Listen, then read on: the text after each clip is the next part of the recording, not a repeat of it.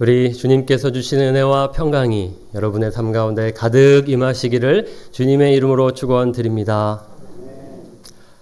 우리 청년들 보시니까 어떠십니까? 기쁘고 든든하고 좋습니다. 우리 다음 세대의 우리 청년들이 아름다운 우리 주의 자녀들로서 또 구별된 하나님의 백성들로서 살아가기를 우리 진심으로 축복합니다. 우리 청년들을 향해서 축복의 박수 한번 하면 좋겠습니다. 축복합니다. 네, 축복합니다. 네, 오늘은 청년부 헌신 예배라서 청년들을 위한 말씀으로 준비를 했습니다. 그러면 청년들만을 위한 말씀인가? 청년에는 이 좁은 의미의 청년이 있고요, 넓은 의미의 청년이 있습니다. 여러분들 그런 노래 아십니까? 나이야 가라, 나이야 가라. 그 다음 뭐죠? 내 나이가 대수냐. 오늘이 가장 젊은 날. 갑자기 그 음은 생각이 안 나는데 그 가사는 생각이 납니다. 오늘이 가장 젊은 날. 우리 모두가 오늘이 가장 젊은 날이라고 믿습니다. 그러니까 그렇게 생각하시는 분들은 모두 다 청년이십니다. 아멘. 네.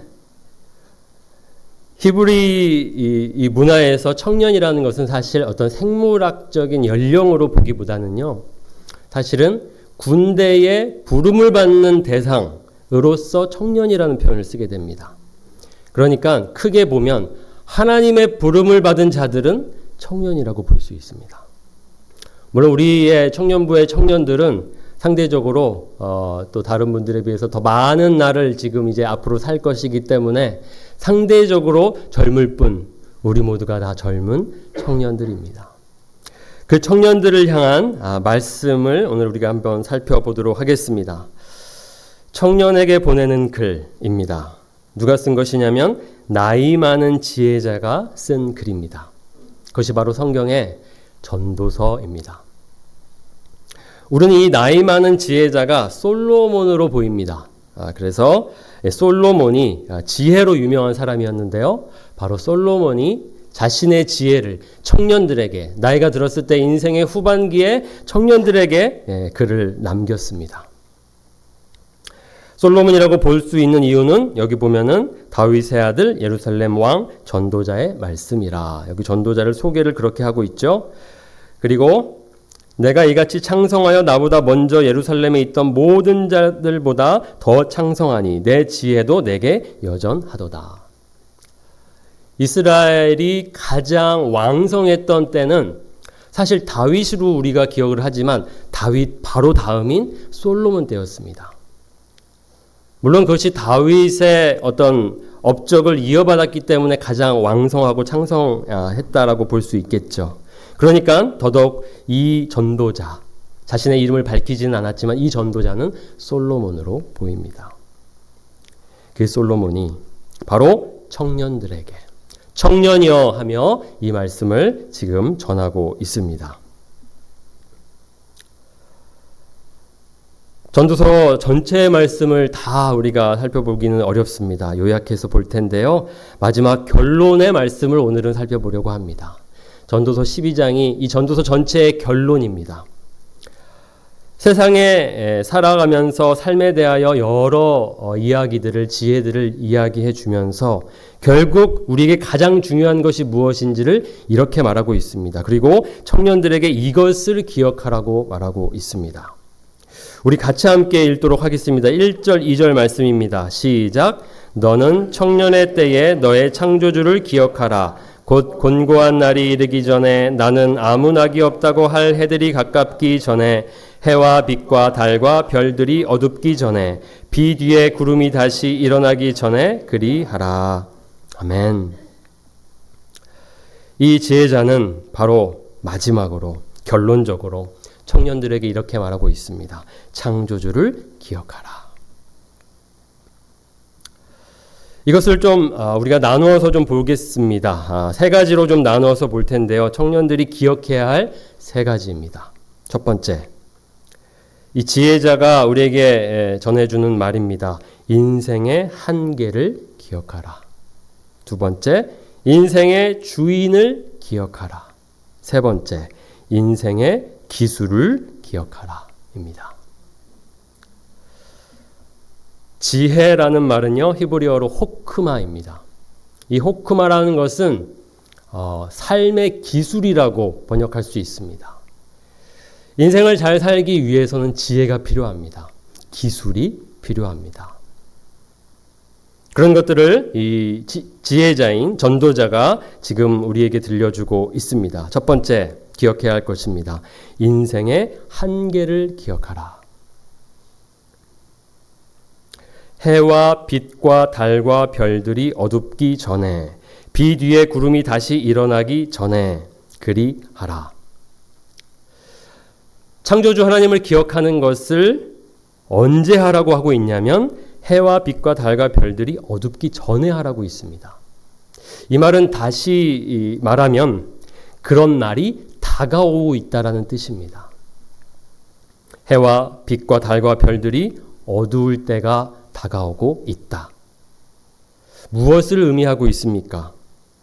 비 뒤에 구름이 다시 일어나기 전에, 여기서 이 구름은 어떤 긍정적인 표현이라기보다는 먹구름이라고 볼 수 있습니다. 구름이 우리를 덮기 전에, 그것은 바로 죽음을 가리키고 있습니다. 죽기 전에. 여러분, 메멘토 모리라는 말을 들어보셨습니까? 라틴어입니다. 메멘토 모리라는 말을 가끔씩 이렇게 사용하는데요. 이 말은 영어로 보면 Remember you will die. 내가 죽는다는 것을 기억하라는 어떤 이런 문구입니다. 메멘토 모리. 이 말의 기원을 보니까요, 로마에서 전쟁에서 승리하고 이제 장군이 이제 입성할 때에 사람들이 환호를 지릅니다. 그때 그 장군 옆에는 이제 부사관이 붙어 있는데, 이 부사관의 역할이 뭐냐면 사람들이 만세 만세 그를 향해 환호할 때 옆에서 메멘토 모리, 이 말을 한다고 합니다. 무엇입니까? 그 환호에 너무 흥분하지 말라는 것입니다. 지금 오늘의 승리는 우리와 함께했던 동료들의 죽음이 있었고 결국 우리도 죽을 것이기 때문에 이 현재의 어떤 환호와 함성에 취하여 교만에 빠지지 말라는 뜻입니다. 결국 죽음을 기억하면 우리는 겸손해집니다. 인생의 한계입니다. 우리 모든 인생은 죽음을 피할 수 없습니다. 우리가 죽는다는 것을 기억해야 합니다. 그러나 우리가 이 죽음에 대해서 어떻습니까? 자주 생각하고 자주 묵상합니까? 그렇지 않고 피하려 합니다. 마치 영원히 살 것처럼 우리는 매일매일 생각하고 살아가고 있습니다. 그러나 지혜자는 그렇게 하는 것이 지혜로운 일이 아니라고 하고 있습니다. 오히려 너의 죽음을, 내가 죽을 것을 생각하는 것이 지혜라고 말하고 있습니다. 한국의 지성인으로서 아주 대표적으로 떠올리는 분이 계신데요. 바로 이어령 교수님이십니다. 소천하셨죠. 그런데 이 이어령 교수님께서 위암 말기 판정 받으시고 이 항암 치료를 거부하시고 이제 자신의 마지막 삶을 이제 의미 있게 보내겠다고 하셨습니다. 그러면서 이제 시간을 보내면서 이제 여러 책들을 쓰시게 되는데요. 그 중에 어떤 한 기자와 이제 마지막 수업이라고 하는 어떤 그런 주제로 하고 싶은 말, 내가 죽음을 지금 이제 준비하고 있는데 죽기 전에 하고 싶은 말들을 이렇게 그 인터뷰를 통해서 우리에게 전달해 줍니다. 그런데 이 이어령 교수님이 이런 말을 합니다. 이 죽음이라는 것을 그 전에 내가 죽음에 대해서 얘기할 때는 이렇게 두렵지 않았는데 진짜 죽음을 직감하니까 너무 두렵다는 것입니다. 무섭다는 것입니다. 그러면서 이제 비유를 통해서 얘기하는데요. 마치 그 전에 내가 말했던 타인의 죽음은 철창 안에 갇힌 호랑이였다라고 볼 수 있습니다. 그런데요, 지금은요, 그 죽음이 철창을 나온 호랑이 같다고 느꼈습니다. 철창을 나온 호랑이가 나한테 덤벼들어 바깥에 있던 죽음이 내 살갗을 뚫고 오지. 전두엽으로 생각하는 죽음과 척추신경으로 감각하는 죽음은 이토록 거리가 멀다네. 이 모든 것은 내가 죽음과 죽기 살기로 팔씨름을 하며 깨달은 것들이야. 죽음을 기다리면서 나는 탄생의 신비를 배웠네. 죽음의 두려움 속에 있었습니다. 그러면서 이 죽음에 대해서 묵상을 하는데 죽음을 묵상하다가 무엇을 깨달았냐면 삶을 깨달았습니다. 산다는 것이 무엇인지를 깨달았고 우리가 이렇게 태어난다는 이 탄생의 의미가 무엇인지를 깨달았다고 합니다. 죽음을 묵상한다는 것은요, 그래서 유익한 것입니다. 오히려 어떻게 하면 잘 산다는 것인지를 우리에게 떠올리게 해줍니다. 그렇기 때문에 우리가 죽는다는 것을 기억해야 합니다. 그 속에서 우리가 그 삶의 마지막을 어떻게 맞이해야 할지 그 죽음을 준비하는 오늘이 되어야 합니다.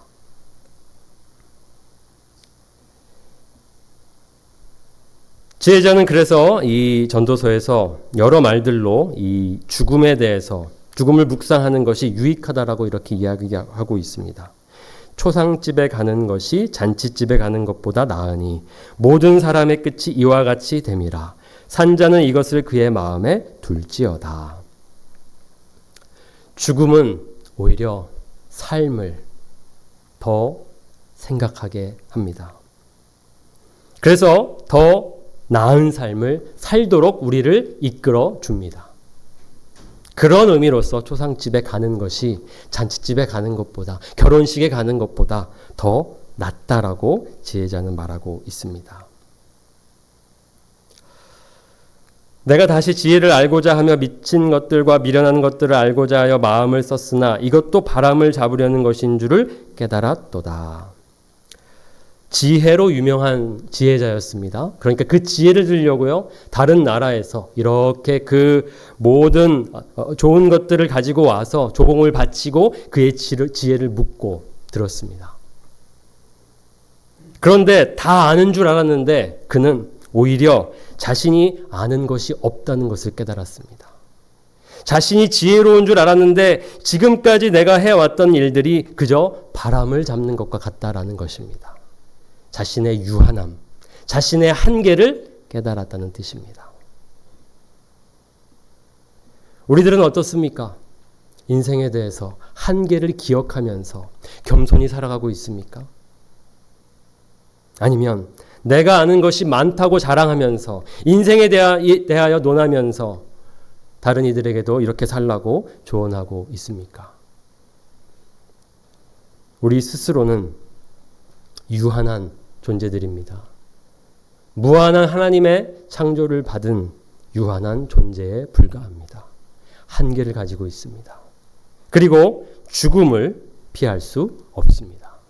이런 한계들을 우리가 깨닫고 겸손히 먼저 이 사실을 받아들여야 합니다. 죽음은 자연스러운 것입니다. 피할 수 없는 것입니다. 이런 교수님은 그래서 지혜의 출발은 그 운명, 우리의 운명을 받아들이는 것이라고 말하고 있습니다. 그 운명을 받아들인다는 것은 이런 것입니다. 있는 힘껏 노력하고 지혜를 끌어모아도 안 되는 게 있다는 걸 받아들이라는 거야. 소크라테스가 너 자신을 알라 이런 말로 유명한 말을 남겼죠. 그것은 내가 아는 것이 없다는 것을 깨달으라는 그런 뜻이었습니다. 그가 그리스에서 아테네에서 사람들을 보니까 다 똑똑해 보이고 똑똑하게 말하고 많은 것을 아는 것처럼 하고 있지만 정작 자신들이 모르고 있다는 것을 깨닫는 사람은 없다는 것을 그가 깨닫고 나만 유일하게 모르는 것을 알게 되었다라고 고백하면서 우리가 오히려 우리의 삶에 대하여 겸손히 우리가 아는 것이 별로 없다는 것을 인정하라고 우리에게 말하고 있습니다. 우리의 한계를 받아들이는 것입니다. 그리고 가장 우리의 큰 한계는 무엇입니까? 바로 죽음입니다. 그 죽음을 우리는 받아들이고 어떻게 하면 그 죽음을 맞이할지 준비해야 합니다. 영원히 사는 것처럼 교만하게 내가 아는 것이 전부인 것처럼 그것이 진리인 것처럼 생각하며 살아가는 것은 지혜롭지 못합니다. 청년 여러분, 인생의 한계를 기억하십시오. 두 번째입니다. 인생의 주인을 기억하십시오. 핵심 말씀입니다. 너는 청년의 때에 너의 창조주를 기억하라. 죽음 앞에서 어찌 보면 인간은 무력감을 느낄 수 있습니다. 아무것도 할 수가 없구나. 그러면 어떻게 되냐면 허무감을 느낍니다. 아무것도 할 수 없기 때문에 죽음을 생각할 때에 결국 허무주의에 빠질 수 있다는 것입니다. 그런데요, 아무런 우리가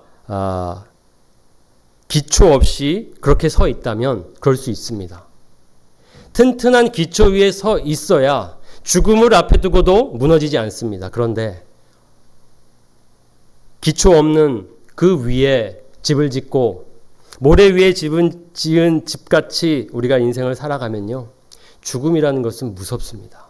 우리를 두렵게 하고 우리를 무너뜨립니다. 그런데 기억하라는 것입니다. 우리는 기초가 있습니다. 우리의 시작은 우연에서 온 것이 아니고 자연스럽게 온 것이 아니고 절대자, 창조주 하나님께서 창조하신 존재라는 것을 기억해야 합니다. 하나님의 창조를 기억해야 합니다. 그런데요, 지금 시대는 어떻습니까? 이 창조를 거부합니다. 이것을 신성한 질서를 거부하는 문화라고 볼 수 있습니다. 팀 켈러가 한 말인데요. 탈기독교 시대 전도라는 책에서 이렇게 말하고 있습니다. 지금 시대는 이와 같다.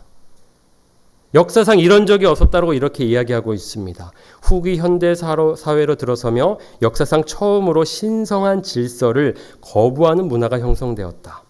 그래서 이제는 개인의 자유라는 명분을 내세우며 인간이 순응해야 할 초월적 세계란 존재하지 않는다고 선언하기에 이르렀다. 또 우리 스스로가 가치관을 정하고 인생의 의미를 만들어야 한다고 주장한다. 지금 시대가요, 탈기독교 시대라고 말하고 있습니다. 기독교를 몰랐다가 기독교를 안 것이 아니라 기독교를 알았는데, 그리고 알고 있는데 거기서 지금 벗어나고 있다는 뜻입니다. 이것은 의지적인 거부입니다. 신성한 질서가 있다라는, 창조주가 계시다라는 이 진리를 거부하는 것이죠. 그러니까 어떻게 됩니까? 내가 누구인지, 내 인생의 목적이 무엇인지 그 창조주에게 묻지 않습니다. 왜요? 창조주를 거부하니까요. 신성한 질서가 있음에도 불구하고 그 질서를 거부합니다. 그리고 어떻게 정하죠? 내가 정합니다. 내가 누구인지는 내가 정하고 내 삶의 목적은 내가 정하는 것입니다. 내가 모든 것의 주인이 되는 것이죠. 그것이 지금 시대입니다. 청년들이 이렇게 신앙을 갖지 않고 또 별로 관심이 없는 것이 오늘날 현상입니다. 계속 한국은요, 이 청년 기독인들이, 그러니까 우리 기독교인들이 계속 줄어가고 있습니다. 그러니까 이렇게 우리 청년들이 우리 교회에 이렇게 와서 예배를 드리고 있는 것은요, 정말 놀라운 일입니다. 그리고 이 청년들이 실제로 세상 속에서 삶을 살아가 보면 아마 보이지 않아도 가늠할 수 있는 것은 매우 어려울 것입니다. 아마 10명이 있으면 지금 8, 9명은 별로 종교에 관심이 없습니다. 그러니까 내가 신앙을 가진 사람이라면 내 주위에 9명이 신앙에 관심이 없습니다. 그러니 얼마나 이 신앙을 지키며 이 신앙으로 살아간다는 것이 어렵겠습니까? 일주일에 한 번 나오고 어떻게 보면 하나님 말씀 기억하고 결심하고 나아가지만 나머지 날 동안 그런 영향을 받으니 쉽게 흔들리고 넘어질 수밖에 없습니다. 그러나 기억하십시오. 하나님은 우리의 창조주이십니다. 우리는 신성한 질서 위에 이 세상에 살아가고 있습니다. 하나님께서 그렇게 질서의 하나님으로서 무질서에서 질서 있는 이 세계를 만드셨고 그 가운데의 질서를 따라 우리를 지으셨습니다. 그렇다면 인생을 잘 살려면 어떻게 하겠습니까? 그 질서를 따라가야 하는 것입니다. 하나님의 창조를 거부하면요, 마치 그것이 진정한 구원인 것처럼, 진짜 자유인 것처럼 생각할 수 있습니다. 예수님께서 하신 비유 중에 탕자의 비유가 그렇습니다. 아버지 곁만 떠난다면 진짜 자유겠다라고 생각하고 아버지 곁을 떠나는 것과 같습니다. 그런데 어떻습니까? 떠나면 허무해지는 것입니다. 내 인생을 내가 주장할 수 없고 컨트롤할 수 없다는 것을 늘 만나게 됩니다. 그렇습니다. 많은 것을 내가 또 열심히 해서 이루기도 하지만 어떻습니까? 정말 인생이 살아가면 살아갈수록 내 뜻대로 되지 않는다는 것을 경험하지 않으십니까? 청년들도 이미 경험했을 것이고 앞으로 더 경험할 것입니다. 내 뜻대로 되지 않습니다. 컨트롤할 수 없습니다. 질서를 거스르는데 어떻게 우리가 바른 길로 갈 수 있겠습니까? 신성한 질서를 따라가야 하는 것입니다. 그것이 바로 하나님의 창조를 믿는 것입니다. 하나님은 우리에게 영원을 사모하는 마음을 주셨습니다. 3장 11절에서 13절 말씀인데요. 하나님이 모든 것을 지으시되 때를 따라 아름답게 하셨고 또 사람들에게는 영원을 사모하는 마음을 주셨느니라. 우리의 마음속에는 다 하나님을 향한 갈망이 있습니다. 영원의 삶에 대한 사모함이 있고요. 행복한 삶을 추구합니다. 그런데요, 그 마음을 주신 하나님은 거부하려고 합니다. 이것이 인간의 본성이죠. 행복하고 싶은데 그 행복 속에 하나님만 없으면 좋겠다라는 것이 인간의 본성입니다. 하나님을 거부하고, 왜 하나님을 거부하냐면 하나님을 따라 살면, 하나님과 함께 살아가면 마치 내 삶이 얽매일 것 같다고 생각하기 때문인 것이죠. 그렇지 않습니다. 우리는 한계가 있습니다. 그리고 그 한계는 하나님이 지어놓으신 한계입니다. 한계를 넘어가는 것은 마치 물고기가 물에서 뛰쳐나가는 것과 같습니다. 생명의 한계라는 것이 있고 조건이라는 것이 있는데 거기서 벗어나는 것이기에 당연히 죽을 수밖에 없는 것이고, 그러니까 죽음이라는 것이 늘 불안할 수밖에 없는 것이고 늘 두려울 수밖에 없습니다. 기억하십시오. 하나님이 모든 것을 지으셨습니다. 때를 따라 아름답게 그렇게 하셨습니다. 그리고 지혜자는 이렇게 말합니다. 사람마다 먹고 마시는 것과 수고함으로 낙을 누리는 것이 하나님의 선물인 줄도 또한 알았도다. 지혜자를 우리가 솔로몬으로 본다면 솔로몬은요, 인생 말기에 하나님을 떠난 자였습니다. 우상 숭배하는 자였습니다. 온갖 이방 여인들을 자신의 이 처로 맞이하고 그는 그 여인들이 섬기는 이방신들을 마구마구 섬겼습니다. 그런데요, 그가 깨달은 것이 무엇입니까?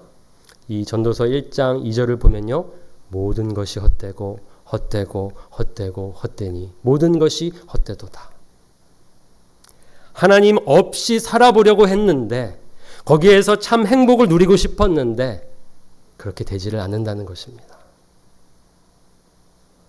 그가 가지고 있었던 명예, 소유, 그 모든 것들이 다 내 것인 줄 알았는데 하나님께서 주신 선물이라는 것을 깨달았습니다. 질서를 따르지 않았을 때 오히려 혼란스러웠고 질서로 다시 돌아오니 평안을 누리게 되었습니다. 우리가 모든 것을 하나님의 선물이라고 기억해야 합니다. 선물 주신 분을 기억하시기 바랍니다.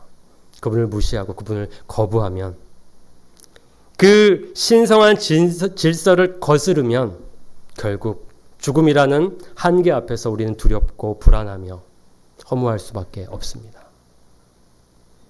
든든한 기초 대신 우리 하나님께 돌아오십시오. 하나님과 함께 하십시오. 세 번째입니다. 인생의 기술을 기억하라입니다. 인생의 기술이 있다는 것입니다. 잘 살려면 기술이 필요합니다. 두 가지로 요약해 보겠습니다. 첫 번째, 함께 하라입니다. 혼자 사는 것이 아니라 함께 사는 것입니다. 그것이 인생의 기술입니다. 잘 살려면 함께 살아야 합니다. 하나님께서 아담을 지으시고 어떻게 하셨습니까? 혼자 사는 것이 좋지 못합니다.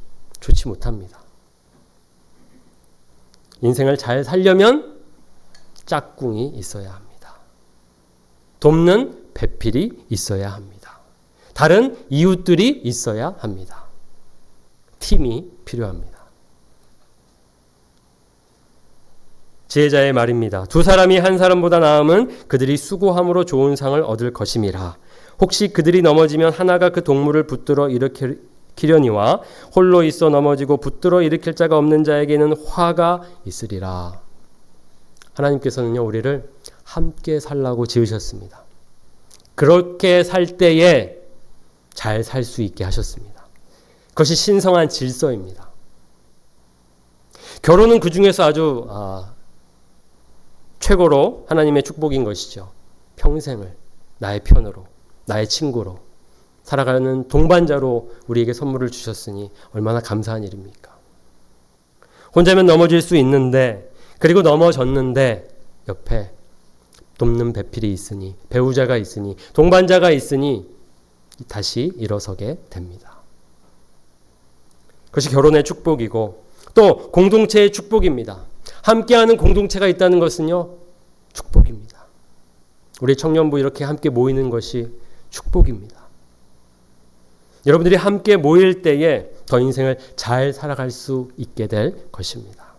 모이기를 힘쓰기 바랍니다. 그것이 지혜자가 우리에게 가르쳐주는 인생의 기술입니다. 두 번째 인생의 기술은요, 배우고 순종하라입니다. 친구를 만들어라, 친구를 사귀어라 라고 앞에 말을 요약한다면 이것은 스승을 잘 만나라고 할 수 있습니다. 좋은 스승 만나라는 것입니다. 그리고 좋은 스승에 잘 배우고 그 말대로 살아가라고 우리에게 조언을 주고 있습니다. 그런데 진정한 스승이 누구인지 이렇게 말하고 있습니다. 지혜자들의 말씀들은 찌르는 채찍들 같고 회중의 스승들의 말씀들은 잘 박힌 못 같으니 다 한 목자가 주신 바이니라.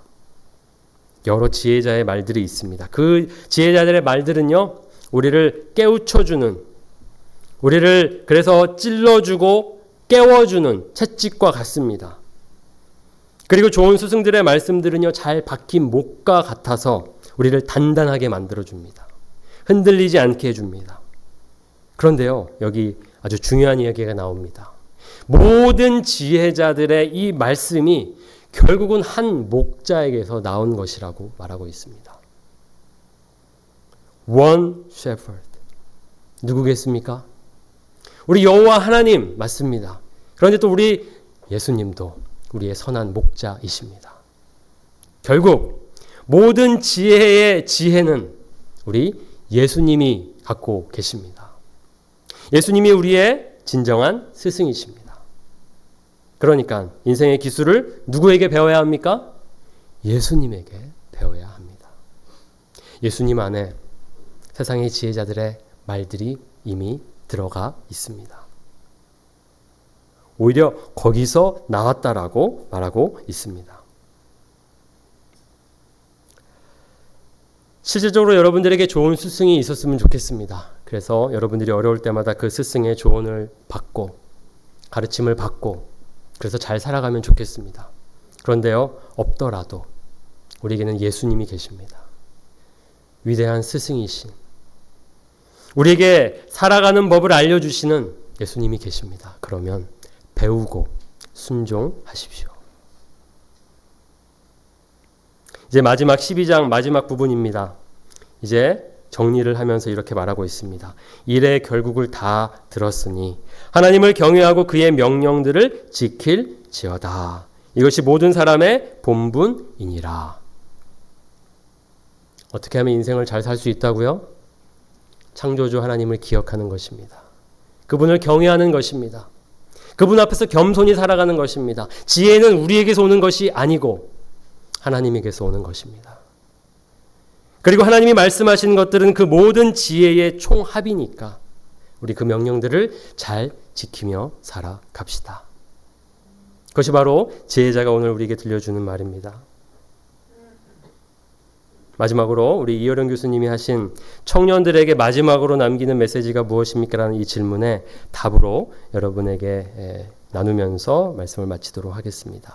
이 기자가 오늘날 청년들에게 해주고 싶은 말씀이 있으십니까? 라고 질문했더니 딱 아주 간단하게 이렇게 이야기하셨습니다. 딱 한 가지야. 덮어놓고 살지 마세요. 그리스 사람들은 진실의 반대가 허위가 아니라 망각이라고 했어요. 요즘 거짓말하는 사람들은 과거를 잊어서 그래요. 자기가 한 일을 망각의 포장으로 덮으니 어리석어요. 부디 덮어놓고 살지 마세요. 무슨 뜻입니까? 인생에 대해서, 인생의 의미에 대해서 질문하고 살라는 것입니다. 죽음을 묵상하면서 삶을 묵상하라고 하는 것입니다. 덮어두지 말고, 피하지 말고, 우리의 허무함을 다른 것들로 채우려 하지 말고 그 허무함을 직면하여서 내가 얼마나 한계가 있는 존재인지, 죽음 앞에 무력한 존재인지를 깨닫고 겸손히 우리의 창조주이신 하나님을 기억하고 하나님을 경외하면서 하나님을 즐거워하면서 우리 함께 있는 동료들과 그렇게 협력하면서 즐거워하면서 살아가는 것이 하나님께서 우리에게 원하시는 삶입니다. 청년 여러분, 이것을 기억하시기 바랍니다. 그리고 하나님과 함께 기쁘게 살아가시기 바랍니다. 기도하시겠습니다.